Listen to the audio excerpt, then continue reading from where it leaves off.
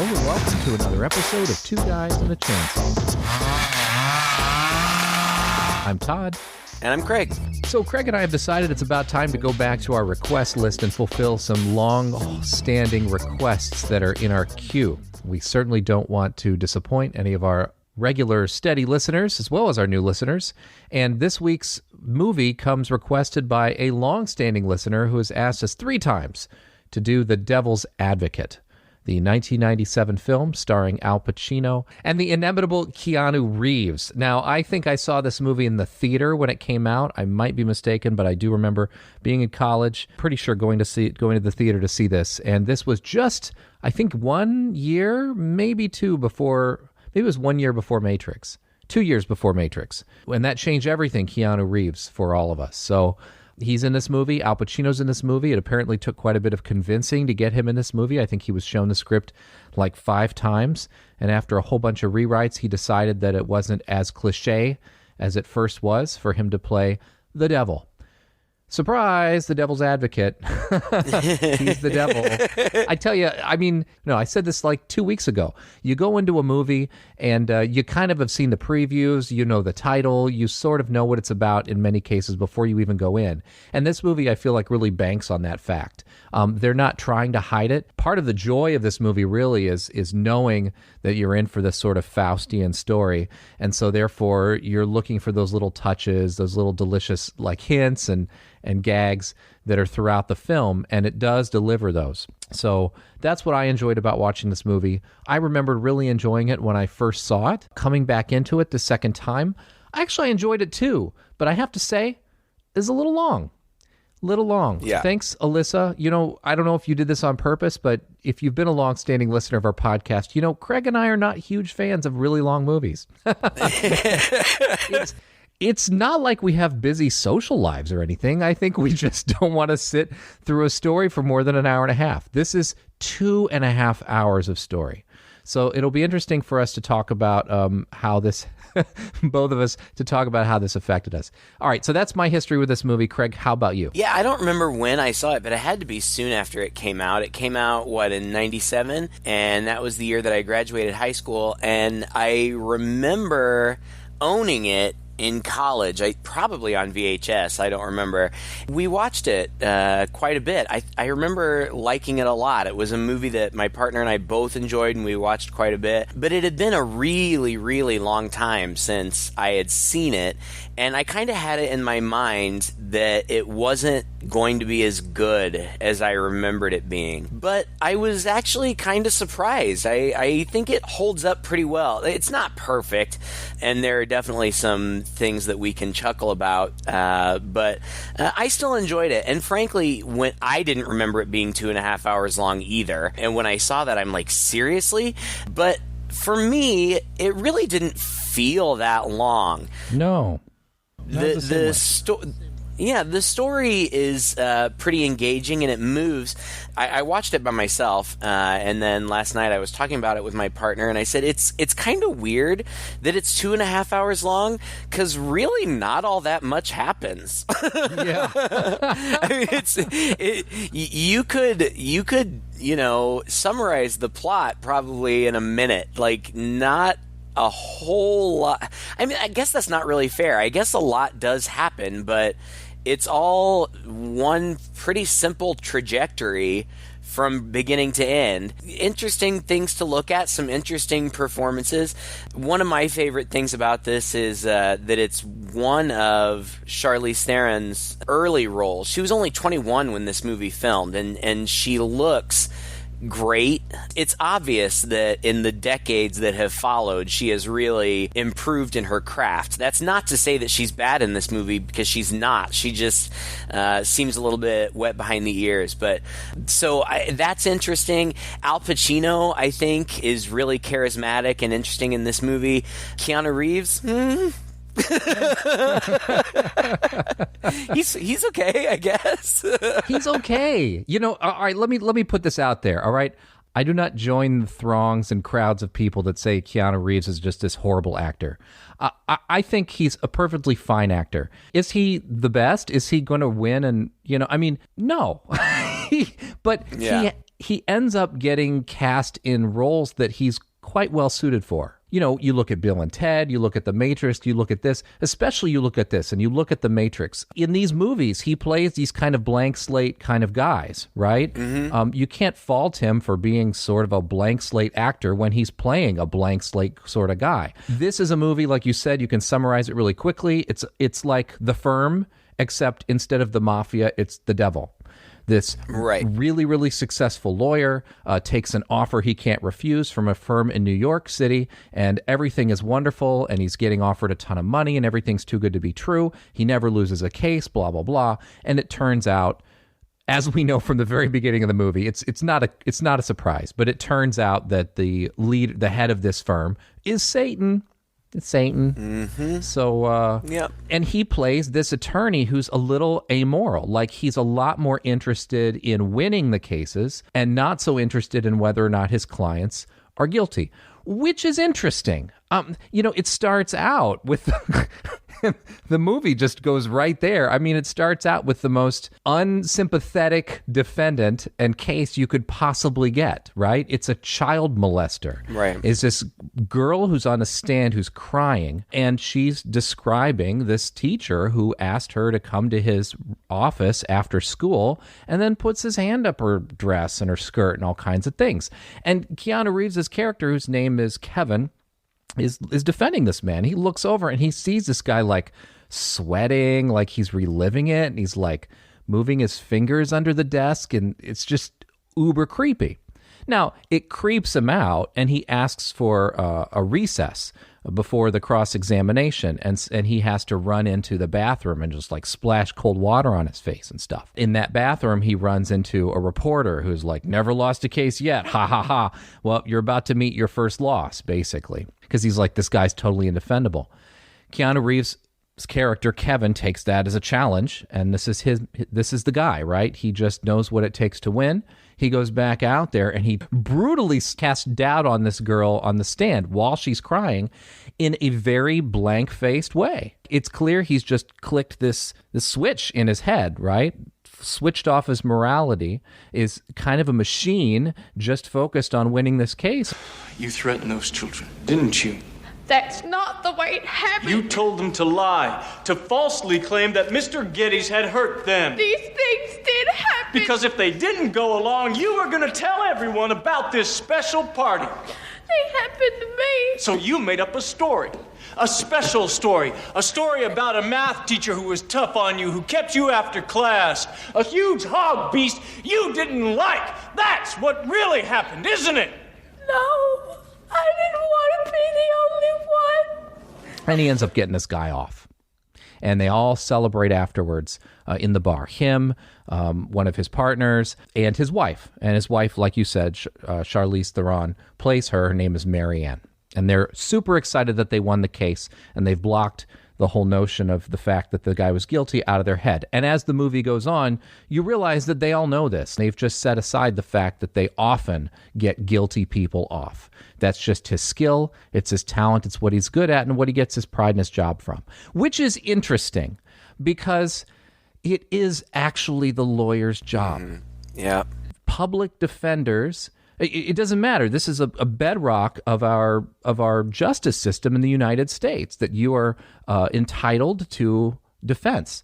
You are entitled to the best defense you can possibly get. They're public defenders who are probably slogging in this all day long for very little pay, where they have to defend scummy people, nevertheless, in court and do their best. So it's interesting. I think it does set up a very interesting moral quandary. You know, you can laugh and say, well, ha, ha, ha, the evil lawyer, blah, blah, blah. It's kind of like a joke. But in defense of lawyers, this is part of their job, right? Mm-hmm. They do have to do this. And so it does set up an interesting plot for the film and an interesting character in him. I don't fault his performance when he's flipping that switch at all. I think he's kind of well cast in here, even though, as I will admit, in other aspects of the movie where he needs to be a little more down to earth and emotional, he doesn't quite rise to the challenge. Yeah, and that was interesting watching this again because I don't know if it's age or what, but this time around watching it, it was more difficult for me to sympathize with his character. And even, Charlize Theron is very beautiful and she's very dewy-eyed, and once Kevin, her husband, starts to see, they live in Gainesville, Florida, which is presented as being like this backwoods hillbilly place, which it's not. It's a very urban area, but they're just kind of painted, both of them really, but her especially, as these kind of innocent, naive characters. But this time watching it, I just thought, he's kind of a dick. Yeah. I mean, I get it. And I understand. I'm not naive. I understand that that's how our justice system works. But at the same time, you kind of have to call into question somebody's moral standing when they are defending people like this disgusting guy in this first part. I mean, you were very subtle talking about him like sweating and stuff. This is when the girl on the stand, who's played by Heather Matazzaro, who I really like from Welcome to the Dollhouse and lots of other things, you can tell that she's probably the kind of tween girl who maybe kind of has an attitude, and he kind of plays on that a little bit. But at the same time, she's just a kid, and she's describing these things that happen to her, and this skeezy guy who he's sitting right next to, defending, is literally touching himself in the courtroom while this girl is describing what's going on.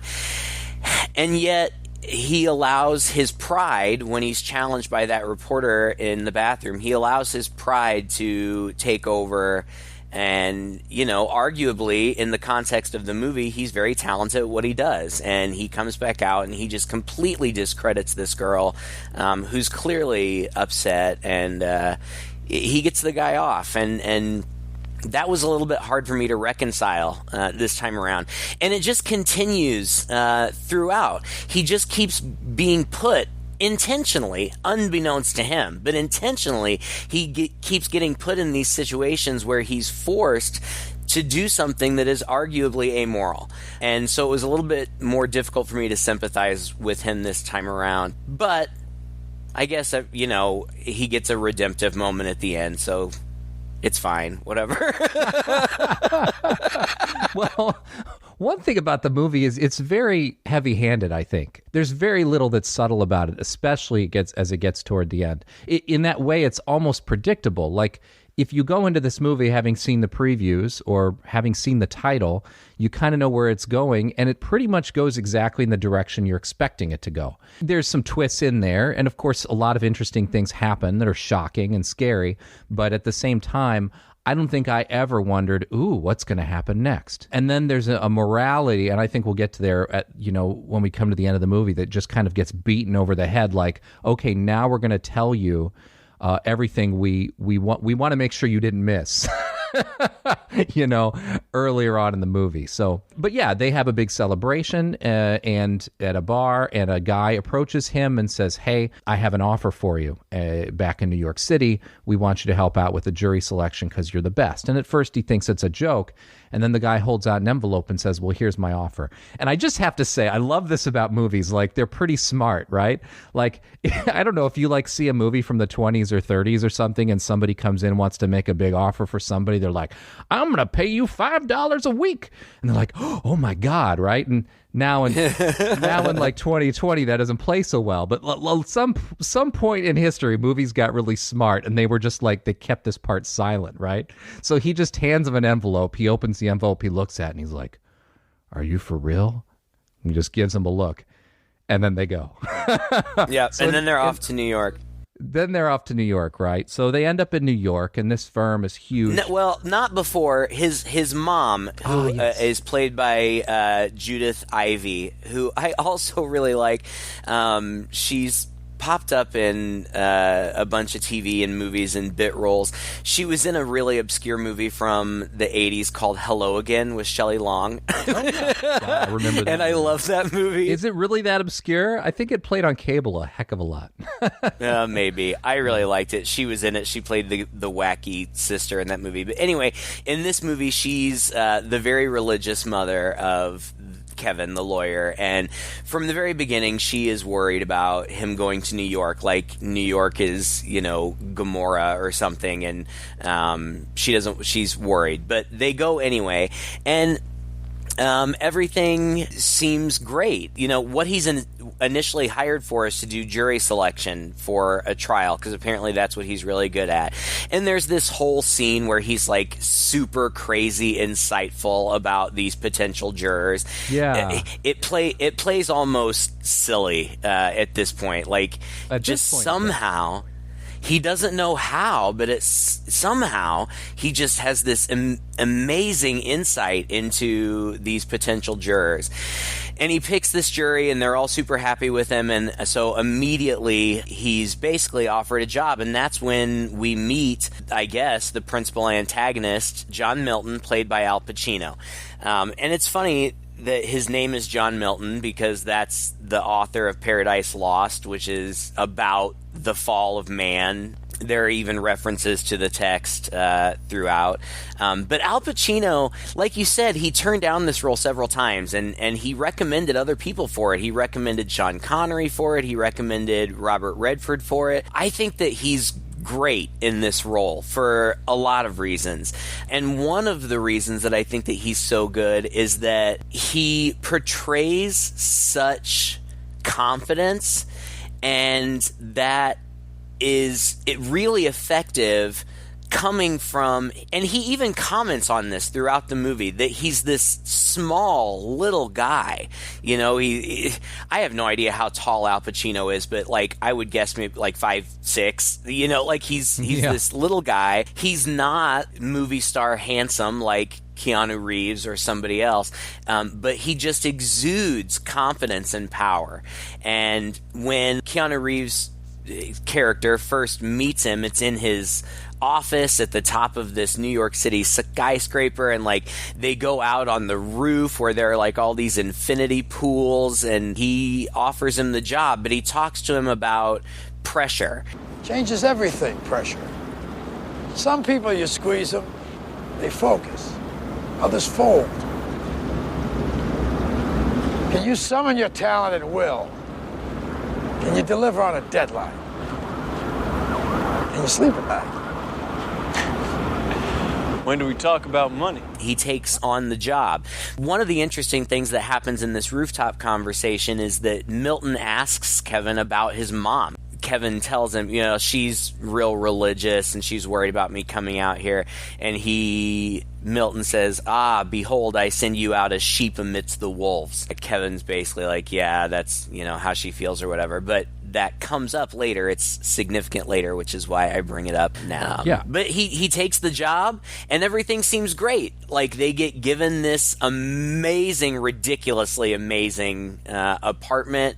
It's like a building for the firm. Like, John Milton owns the whole building, and the top dogs in the firm work there. And they're welcomed into this environment by all the people who work for this firm, the neighbors across the hall. The wife of one of the other lawyers kind of befriends Marianne right away, and it just seems like, a dream come true, as I suppose these things are meant to initially. Yeah.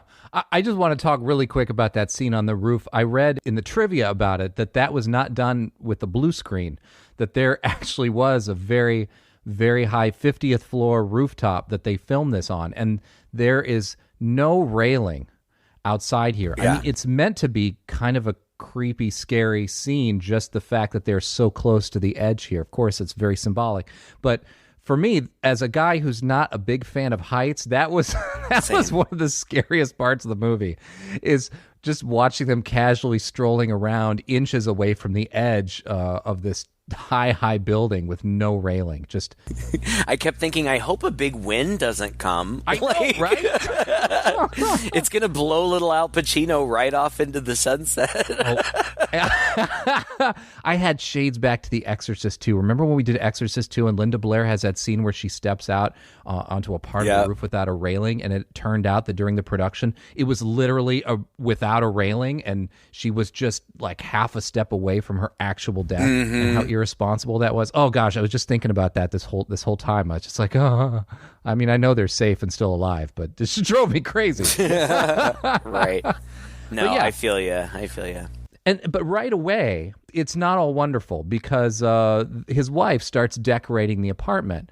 And this woman, her name is Jackie, who's, like you said, the wife of one of the other partners in this firm, is just being super friendly and really helpful with her. They take her out shopping. She stands and gives her advice on painting the walls, but she's a little critical about everything, right? Like she starts to paint the wall with the color she pulled out. She's like, it doesn't really match your complexion. So she starts to paint the wall a different color, and she's like, that's not it either. And his wife, Marianne's getting visibly frustrated by this. Then she goes out with them shopping. She advises her, well, I guess I'm getting a little ahead of things. I better talk about the party. Well, and there's also another court case real quick. The first case that Kevin actually himself deals with, it's basic. They call it a health code violation case, which I suppose it is, but basically this guy is in trouble for like slaughtering animals in the basement of his convenience store or something like that. And it's perfectly obvious that this guy is practicing some sort of dark magic or something like that. And Kevin has to go meet with him. The guy asks him, what's the name of the prosecutor? And Kevin tells him, and the guy says, he pulls out this huge tongue, like a cow tongue, out of the refrigerator and goes to start putting nails in it. And he says, all right, I'll do everything that I can to silence this guy. You go do your job. They have the hearing, and the prosecutor has a coughing fit and is unable to object to anything that Kevin does, and so they win the case. And so there are these not so subtle hints throughout that there is something nefarious and dark going on, but apparently Kevin is just kind of blind to it, as I suppose you would be. I mean, you don't expect black magic to like pop into your everyday life, so I'll forgive him for being a little naive on those points. But it's true anyway. From the very beginning, he's really successful. So Jackie's kind of working on Marianne. She's really being friendly to her, but in the same sense, she's also warning her that, you're never going to see your husband again, basically. She's like, we're just sort of resigned to this fact that our job is basically to work, play, or breed. That's all we can do. So in that way, she is clearly trying to work to drive a bit of a wedge between them. And then on the other side, Kevin's getting really, really friendly with John Milton. They go out on a walk, and like you said, this is where he has his speech about how I'm a little guy, but they don't see me coming, and that's my big secret. What's your big secret? It's also interesting because as Milton is out walking around and as he's talking on the telephone, it seems like he can speak any language. He's speaking Cantonese with a guy in the market. He's speaking Italian or something on the phone, all these things. And so there is obviously something really off about him, but he very quickly befriends Kevin, gives him a lot of confidence, and tells him he sees there are going to be great things. I love one of his lines that he says. He's like, use the subway, Kevin. It's one of my favorite ways to get around. There are all these nice little touches here about, fire, right? And like underground, and all these little devil, references that are really, really cute, I think, just sprinkled liberally throughout the movie. Anyway, they do end up at this party that Milton is hosting. And Milton's kind of working his magic on Marianne. At a time when Kevin is off, he sits down next to her and he's just starts basically flirting with her in his own way. And he's like, I don't like your hair. She's like, well, what's wrong with it? And he's like, well, there's nothing wrong with it, but it's not you. Try putting it up. And then she puts it up and he's like, look at yourself in the mirror. And he's like, a woman's neck and a woman's shoulders are just, he just goes on in very, very sultry way. And you can tell he's just kind of casting a spell over her. At the same time, Kevin from the minute he came into this firm, he's been getting these glances and slight run-ins with this woman, a beautiful red-haired woman with a red dress always. Again, really nice touch. She is there at the firm too, and they have a discussion out on the balcony, so her name's Christabella anyway, and they have this conversation, and if the first scene wasn't a green screen, this scene is so obviously green screen, it's almost distracting. 1996 green screen. I mean, I feel like 1956 green screen was better than this was. Yeah, it's not good. But that party, from an outside perspective, just looks like any upper crust party. Everybody's very rich and everybody's schmoozing, and one of the actresses who, in casual conversation, just very kind of casually name drops Donald Trump, like, oh, Donald would have been here, but like, it's just like, we're all very rich. Okay. It's that weird dynamic. I just don't even know what to make of this at this point. Like, now I understand the Milton being very seductive and successfely so. That makes sense. That's kind of the devil's MO. So I get that. And plus, Marianne is very, young and naive and obviously, I don't want to say easy to manipulate, but I don't know how else to say it because she is. But then this whole thing with Kevin and Christabella is just weird from the beginning. Like, yeah. The second he sees her, he is just infatuated with her. And then he's very blatantly flirting with her out on the patio. And this is after he's promised his wife that he would not leave her alone at the party, which he immediately does. I don't know, because they paint the relationship initially between Kevin and Marianne as solid. They seem very much in love. They seem very much into each other physically and sexually.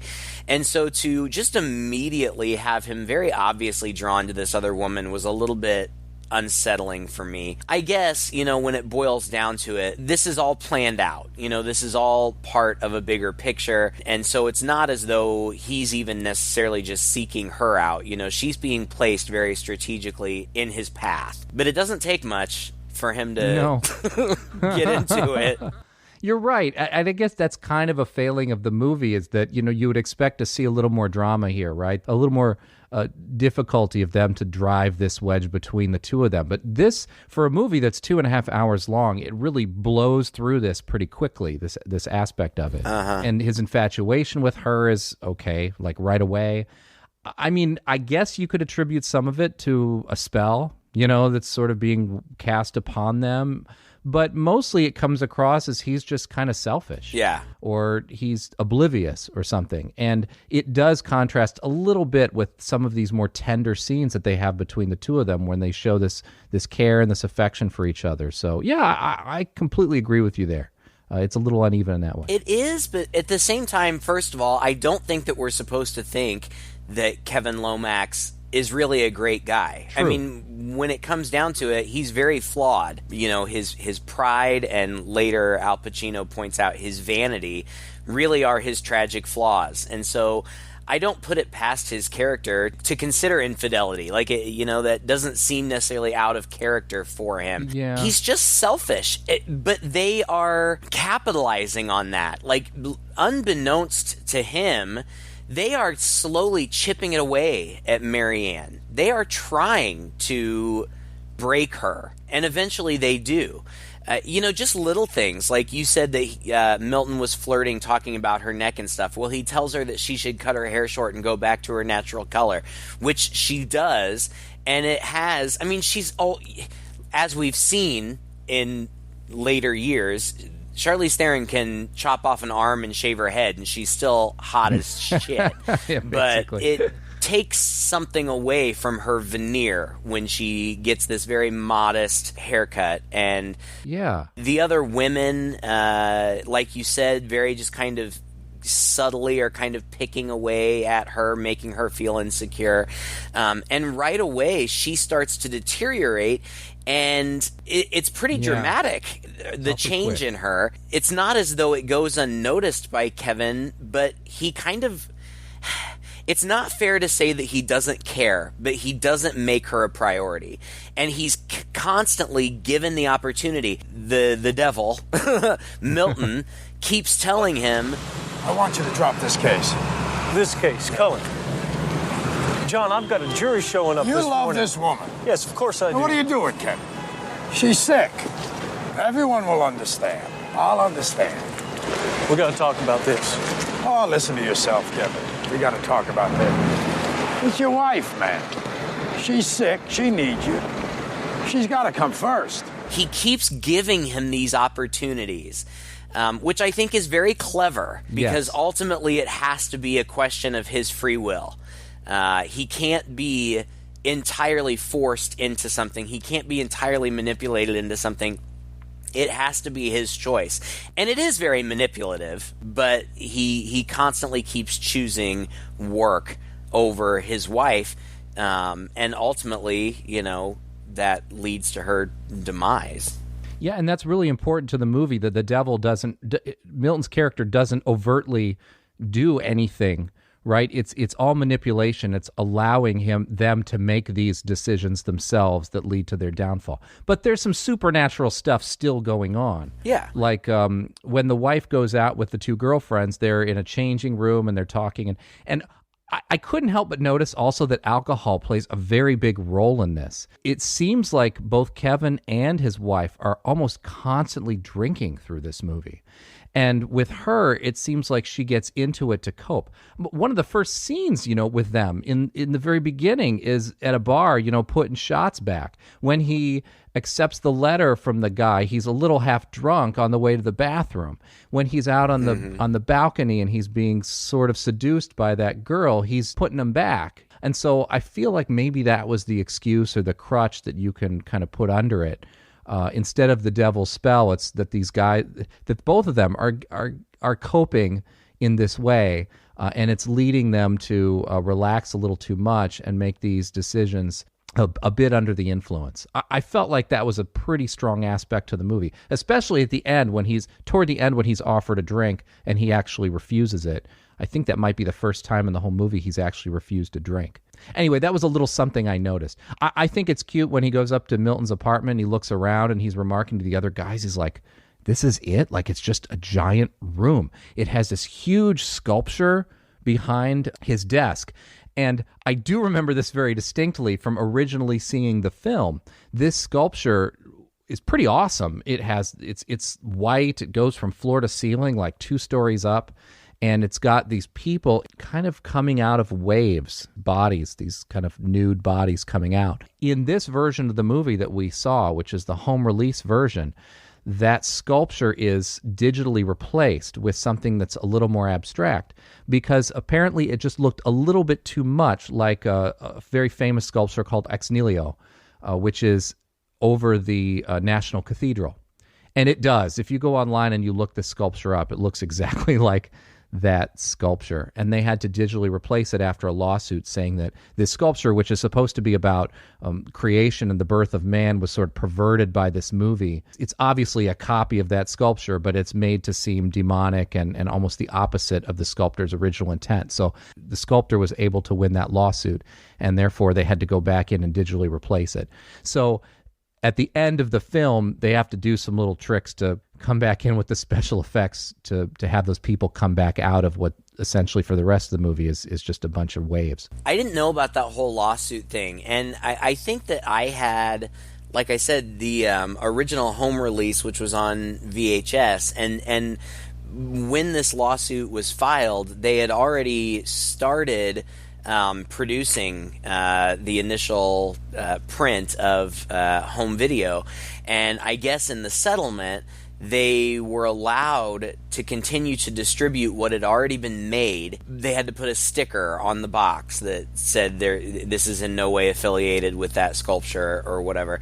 But I think that that's the one that I had, because I don't remember it ever being blank without the people in it, because it looks, with the people in it, it almost looks like souls in torment, like kind of in a whirlpool or something like that. And now it still looks really cool, and they did an excellent job replacing it digitally. You can't tell. I mean, it looks real. Yeah. But it was also interesting for me to watch it having only seen the original, because when Kevin first walks in there, he takes notice and is very intrigued by this sculpture. And it just reads a little bit odd to me now, because without all those bodies in there, it's not really all that intriguing. Yeah, it's just big and so you see, dramatic. You see this look on his face like, whoa, that's crazy. And then you see the sculpture and you're like, well, it's not really any big deal. But at the end, the body, I guess maybe...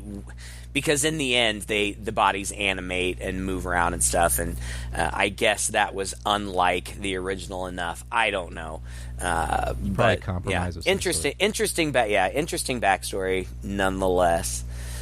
You were talking about okay. You should talk about the shopping scene, because that's important, and then I'll talk about the central lawsuit that comes up. Okay. So she's shopping with these ladies, and her hair is cropped cut, and she's drinking her wine, and she already is starting to look a little frazzled. And these ladies are very carefree, trying on different outfits and things, and they're talking about nipping and tucking and things like that. And Jackie pulls off her bra and is talking about her boobs and says, "Hey, are they real? Just, do you think they're real or fake?" And Charlize Theron's character, Marianne's like, I don't know. They look real. They must be real. Feel them. Oh, no, it's okay, really. Go ahead. No. That's the ultimate test. Come on. Feel real? Yes, absolutely real. Dr. Robert.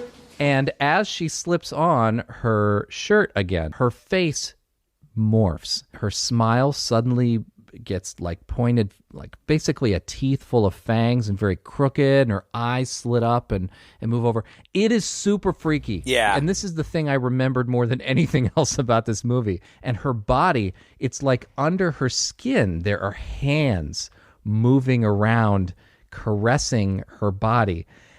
And then she slips the shirt on, just kind of looks at her, smiling and walks away. And I think probably also because she's drinking the alcohol and she is so frazzled, she initially sort of writes it off as, I'm seeing things. And so this is another one of these little tricks that are coming in. It happens more than once that somebody will look at one of the people in this firm and their face will morph like this just very temporarily and make them think that they're seeing things. She does think that she's seeing things, but she's also totally freaked out. It's not like, oh yeah, I mean, she gets up and hightails it out of there. Mm-hmm. And she talks to her husband about it, but obviously he just kind of thinks that she's losing it. She is, but not just because she's a crazy person, but because this outside force is manipulating her. Soon after this, she freaks out in this moment, and he tries to comfort her, and he says something like, let's make a baby, because she's been talking about having babies the whole movie. And they start to make out, but all of a sudden he is seeing Christabella, and it keeps cutting back and forth pretty seamlessly. I thought it looked pretty good. Between Charlize Theron and Connie Nielsen, the actress who plays Christabella. But it's weird because it's more than just fantasy. Like he's literally seeing her. At least that's how I read it. Yeah. Their sexual tryst is like, it's like a threesome. Yeah, it's weird. But Charlize Theron eventually realizes that he's not there. That's what she says. She's like, "Where are you?" And he's like, "I'm right here." She's like, "No, you're not." And she's obviously distraught. And her character deterioration is just constantly progressing from very early on. But meanwhile, the big case that Kevin gets put on is this triple homicide case. The guy's name is Cullen. His last name is Cullen. He's played by Craig T. Nelson. What's happened, according to Cullen, he came home late from work and he found his wife, his son, and a housekeeper dead in the apartment. But he's in trouble because, according to him, he panicked upon finding all these people dead, and he touched everything and he touched the murder weapon and he had blood on him. His justification is, well, I panicked, but I'm the one who found them. I called the police. I didn't kill anybody. And he claims that he is his main concern at this point is his 14-year-old stepdaughter, who is being kept away from him because he's a suspect in this murder. And that's the case that Kevin gets put on. And it's really high profile, and he's in the news, and reporters are following him and Marianne around. His mom, Alice, comes to visit, and she's only there for one night, and they come back. Well, I don't think that's intentional. I think that she was coming for an extended visit. But that first night that she's there, they're in the lobby of the building, having just come from dinner. Milton approaches with two of the beautiful women from the firm, one of them being Christabella, and they all end up in the elevator together. And Alice is clearly uncomfortable from the get-go, but you can tell that she's trying to play it cool. But she's obviously, something's off. But then the next day, when Kevin gets up to go to work and he's headed out the door, his mom kind of greets him in the foyer or whatever, and says, I'm leaving. I got to get out of here. I missed my church. I got to go. And he wants her to stay, but she says she won't. And she says, you need to do better by Marianne. She's not doing well. And he says, well, then why don't you stay here and take care of her? And she says, I can't stay here. I'll take her with me if you'll let me, but he won't. And so she leaves. And that's everything just kind of blows up from here. I mean, I'm condensing this a lot because this whole court case draws out for a while. It turns out that the guy had motive because he had a prenup, and in the prenup there was a clause that if there was any infidelity, he wouldn't get anything. And it turns out his wife found out that he was having an affair, and he says he was having an affair with his assistant, and the assistant verifies that. But when Kevin is prepping her for the stand, he's asking her all these personal questions, and he asks her if the guy, Cullen, is circumcised. And she hesitates. When he continues to press her, she lashes out at him, and he can just tell that she's lying, that something's not right. And that's another time when he goes to Milton and says, look, she's lying. I think maybe this guy is guilty. And Milton again says, fine, drop the case. He says, well, we'll put somebody else on it. I will have your back. Whatever you decide to do whatever you have to do. It's fine. But Kevin, his pride won't allow him, and he does call the assistant up to the stand. She testifies that she was having an affair with the guy, Cullen, and that she was with him on the night of the murders, and so the guy is acquitted. And I feel like this is the turning point where Kevin kind of realizes what he's doing, because at the funeral, somebody dies. Eddie. Eddie Barzoon, who we haven't even talked about, but his death is pretty cool. You want to talk about it? Yeah, Eddie Barzoon, who's played by Jeffrey Jones in maybe one of the last roles he had before he got into real deep trouble. He's clearly a very hard worker at the firm. Clearly he's working to be partner, and he's been there a long time, and he's never gotten past head manager. And he's in the basement shredding documents and stuff. And, Kevin pops in there and kind of notices they're doing something. He just ushers him out. And without even telling him, Milton has promoted Kevin now to partner. How the does your name get on the firm's charter? What? It looks like it's been there for years. So now you're a partner. When did that happen? I still am the managing director of this firm. You want my job? Take me head on. You backdoor me one more time, I'll take your partnership papers and I'll shove them down your throat. And he confronts Milton, and he goes jogging. And at the same time, Milton is having a conversation that you mentioned with Kevin about dropping the case. At the same time, Kevin confronts him about what Eddie had said. Milton says, well, we need to get Eddie in here right away. So he calls and asks them to go get Eddie. Well, what ends up happening is Eddie is out jogging in Central Park, and he starts like seeing joggers coming after him, but then he looks back behind and they sort of disappear, and he bumps into a guy, and then when he looks back, the guy's gone. He's being pursued basically almost by ghost demons or something. And then he trips and falls, and there are two bums who show up with big branches and beat the death out of him. And in this moment also, a couple of the bums are transforming a little bit into demons. Now, you know what I was kind of wondering here is, are these people really demons, or are they just people who are under a demonic influence? Or is this vision of them just somehow supposed to, you know, kind of like a last thing before you die kind of thing, kind of like a vision that kind of shows their emotion at the time, or their influence, what they're under? I don't know. Were you thinking that these are just supernatural creatures who are beating him to death? I'm not sure, really. The impression that I got was probably they're probably actually real people who are just being manipulated, like physically. And who knows? Maybe they're bad people. I don't know. But I just got the impression that Milton's had the power to, you know, manipulate these people into doing his bidding or whatever. Yeah. But yeah, they kill him. But Milton has this great monologue over this whole scene where Barzoon is running and he's having these visions, and, you know, Milton's talking about like the fall of man and our flaws that lead us to destruction and stuff. And You build egos the size of cathedrals, fiber optically connect the world to every eager impulse, grease even the dullest dreams with these dollar green, gold-plated fantasies until every human becomes an aspiring emperor, becomes his own god. And where can you go from there? Meanwhile, it's almost kind of like Marianne is experiencing this too, or witnessing it, like from her window, kind of. Yeah. And so that's just even pushing her further, you know, over the edge. But he ends up getting killed.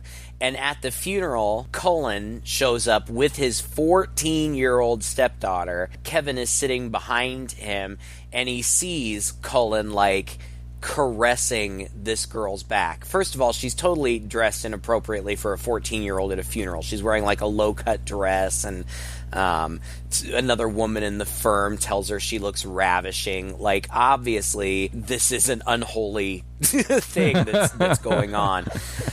There's some real slime balls here, yeah. And Kevin clearly knows what's going on. He kind of, like, he envisions Cullen as Getty, the guy that he had gotten off in the beginning for child molestation, and it bothers him to the point that he gets up and storms out. Meanwhile, Milton is standing in the back of the church, and I love this scene. He's like looking up mischievously at the paintings of the cherubs and the angels and the saints, and he puts his finger over the holy water font. He's like a petulant kid, like, I'm gonna touch it, I'm gonna touch it, I'm gonna touch it.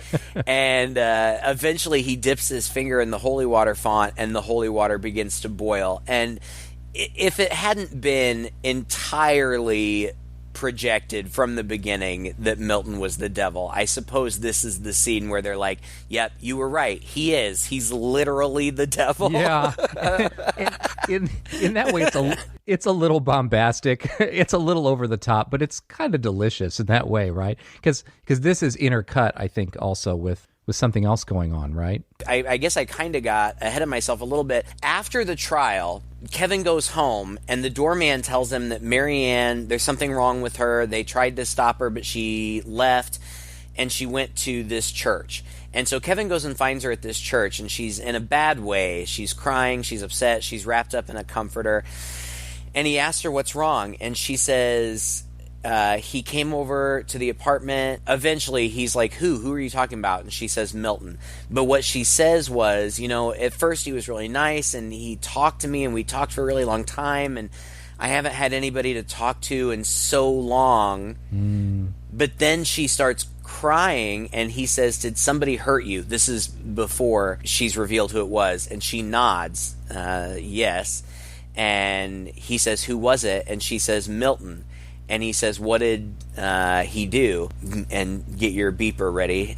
He says, he f***ed me all afternoon. And he accuses her of lying because Milton was with him in court all afternoon. But she is adamant. She starts to freak out, and she stands up and she drops the comforter that she had herself wrapped in, and she's nude and she's covered in horrible cuts all over her body. And she says, "He did this to me." And he grabs her and comforts her, but then also has her committed to the hospital. I mean, I don't know what else you would do. Yeah, she's obviously in a bad way. It's a loving gesture at this point. Yeah. The nurse says she's conscious and calm. Now would be a good time to say goodbye.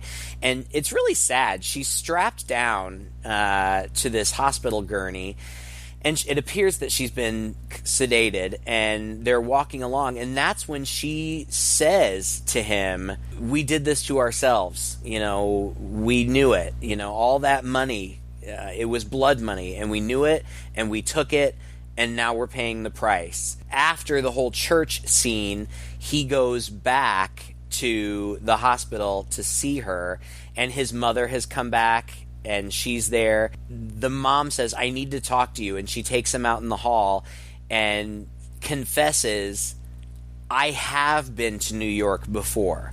When I was a kid, we came here with a Bible group, and we stayed in this hotel, and I was shy and naive, but there was this busboy at the hotel restaurant where I ate every night, and every night he would talk to me, and he was kind to me, and he was your father." Kevin's like, "Are you serious that you're telling me this now? Like, this is the worst possible time." And she's like, "No, you have to listen."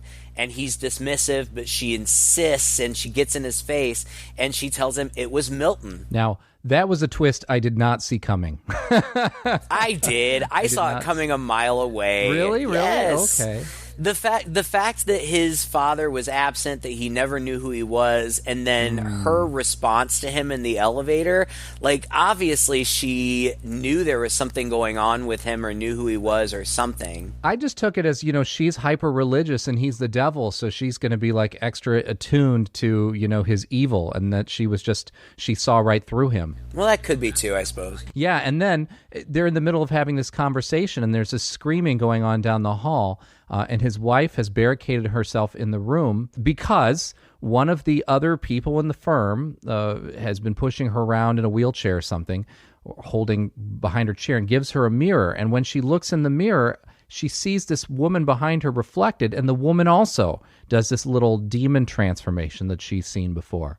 She freaks out. She runs to a room. She barricades herself in, and with a piece of the broken mirror, as he is bashing the glass in and nobody is coming to help, including this other woman who's just standing in the background, she pulls it out and slits her own throat. It's really pretty tragic. It's sad. It's super sad. And he runs in and he's trying to stop the bleeding, and the nurse comes in. It's a horrible scene. And I think Keanu Reeves does a fantastic job of acting this. The only thing I've got to say is, almost after this scene, we go right through the plot some more, and he bounces back awfully quick.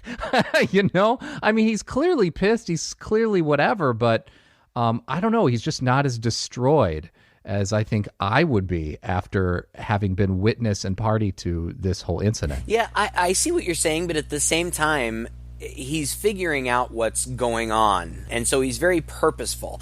He goes outside, and that woman, I think her name was Pam, says, "Oh, you're afraid. Don't worry. He'll take all your fear away. Go to him. He's waiting for you."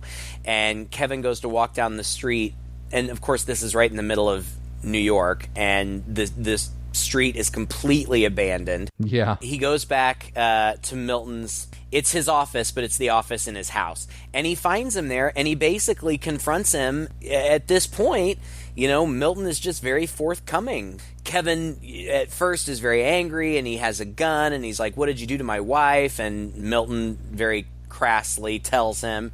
And so Kevin shoots him a bunch of times, but it doesn't have any effect because he's the devil. Yeah. And then Milton just lays it all out for him. And I really like that. Oh, yeah. Like, this is what it is. You know, like, you're my son. Christabella is there too. And he says, "This is your sister." Well, your half sister. He says, "You guys are the future. Your seed is the key to the future."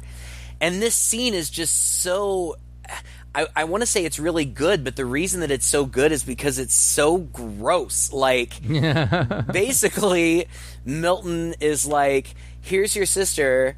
She's hot. F her. I'm going to stand over here and watch. And then dance to Frank Sinatra. Right. And the sculpture in the background, all the people in there started moving and they're doing it too, but the dialogue here is so good. It is.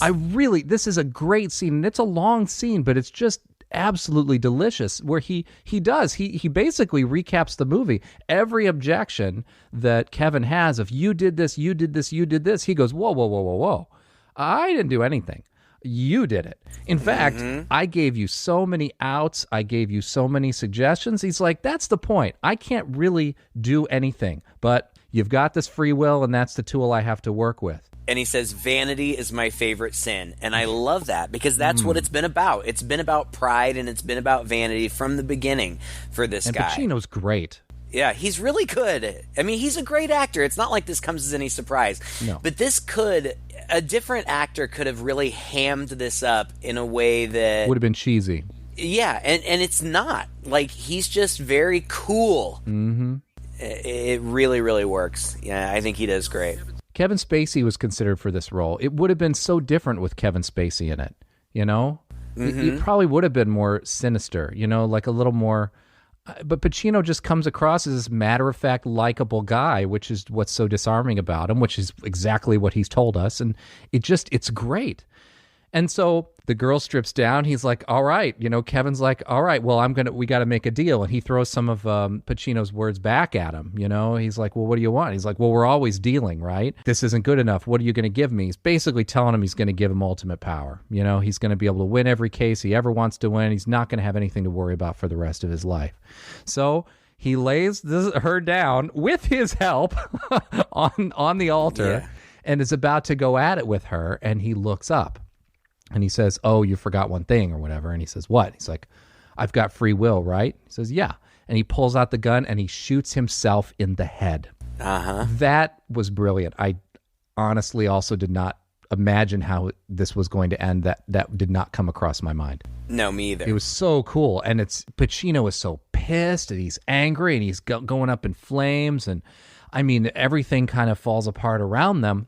Then, boom, we are back in the restroom at the beginning of the movie at this trial of this child molester. Like, Keanu Reeves has been in a trance this whole time or whatever, and he's been jolted to reality in the mirror just as that reporter is walking out. So it's like he's kind of played this all out in his head. It's like he's had this alternate dimensional experience or whatever, and here he is back again. And he has a choice to make, and he ends up making a different choice this time. He goes in and he asks to be recused from the case. That shocks everybody, and the judge is like, are you kidding me? You know what this is doing? He's like, yeah, I know full well, the ramifications of this. And he walks out with his wife, and they embrace, and she's like, what in the world are you doing? And he says, finally, the right thing. And then there's a bit of a coda. How did you read that? Like, not that it was all a dream, right? No. It's just kind of like things reset. Yeah. Basically. That's how I felt. Like, well, I mean, if he's the devil's son, like maybe he can't be killed. Yeah, maybe. Like I have to say that it was nice to see Charlize Theron alive and well, and she's, back to herself the way we knew her in the beginning, where she's far more carefree and not tortured, which is nice. It's always nice. And so, he has this heroic moment where he does the right thing and recuses himself from the case, with, I guess, potentially consequences. I don't know how that works. Like, I thought lawyers could recuse themselves from cases and it was no big deal. Yeah. But they make it out like it's a big deal, like he's going to be disbarred or something. And they run out together, Marianne and Kevin, and they're followed by that same reporter from the beginning, the one who had told him, maybe it's your time to lose. You can't win them all. And this guy's like, oh my gosh, this is huge. The lawyer with a conscience. It's going to be a huge story. And Kevin's like, yeah, well, I'm going to get disbarred. And he's like, no, seriously, this is going to be huge. It's, I can get you in the news. I can get you in Time magazine. You'll be famous.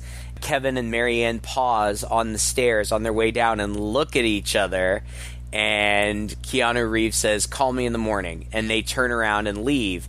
And the reporter standing at the top of the stairwell turns into Milton, who just says, "Vanity is my favorite sin." And then the Rolling Stones' Paint It Black starts to play, and credits. And I thought that was a clever, like, oh, he made the right decision, everything's okay.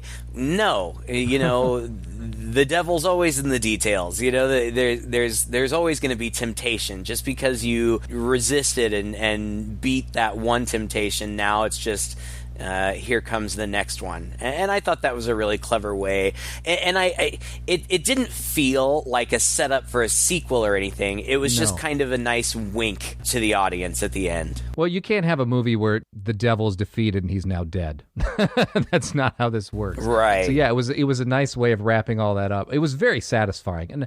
And I thought the whole movie, to be honest, was good. I enjoyed it, and I wasn't watching the clock like I thought I would be. And I'm not sure why. I don't know if I was just in the right mood or if everything was just so well paced that I didn't actually feel like there were parts of the movie that dragged. And like you said, it's not like a lot goes on, but I think every scene just has a lot in it and a lot of interesting things to watch and interesting dialogue. And so for me, actually the 2.5-hour running time didn't seem to be a problem at all, surprisingly. And the movie itself, as far as the cinematography or anything, is nothing to speak at. It's just a very simply photographed story. It looks like any movie from the mid-90s, Yeah. Which is fine. Apparently, the special effects for that scene where those sculpture is moving and things like that took like 2 weeks and about 40% of their budget back in 1996 to put together, like $2 million just for that one scene, which might be why it didn't end up getting cut from the home release. Right. It doesn't hold up as well today, but for the time anyway, that was a pretty impressive special effect. And I still think it looks cool. I remember that freaking the heck out of me when I first saw it, and it still freaks the heck out of me. Yeah. Just a couple of little things that we didn't mention. At the end when Kevin kills himself, and Pacino bursts into flames and everything bursts into the sculpture. The people in the sculpture are burning, and Christabella turns to ash. I thought it was kind of a cool touch that Pacino reverts to his angel form, and it's clearly Keanu Reeves, but we're meant to believe that that's Al Pacino's or Lomax or whatever his name is, Milton's original form, which I thought was kind of cool. Yeah. And the other thing that I'm surprised that we haven't mentioned, this movie, there is so much nudity in this movie. Yeah. There really is. I was telling my partner last night, I'm like, this is one of Charlize Theron's first movies because she is bush out naked, and which they would probably have to pay her a lot more these days. Yeah. Well, apparently she was really reluctant to do that because she was offered Showgirls before this and turned it down for the nudity. So she must have thought. I think she made the right call. Yeah, I think so too. We might not be talking about her if she was in Showgirls. But no, I agree with you. The 2.5 hours didn't bother me either, which really surprises me because I usually am not happy about watching movies that long. But it didn't feel long. I was engaged the whole time, and I don't think the movie holds up today as well as it did in the late 90s. But I still like it. I still think it's a good movie, and I really think that I could have done this podcast without watching it again. That's how many times I've seen it. I could have gone through it beat by beat. I don't know if I'll watch it again soon, but it's probably something that I will come back to. There are just too many. If nothing else, Al Pacino's performance is worth the price of admission for this movie. And these lines, this dialogue is just wonderful. Well, Alyssa, thank you so much for this request. We really enjoyed revisiting this film from the 90s. And like I said before, we're going to be doing a lot more requests. So please go to our website. You can search us, Two Guys and a Chainsaw. You'll find us on Facebook, also on YouTube. If you leave us a comment any one of those places with your request, we'll add it to our list, and hopefully we'll get to it in the near future. Until next time, I'm Todd. And I'm Craig. With Two Guys and a Chainsaw.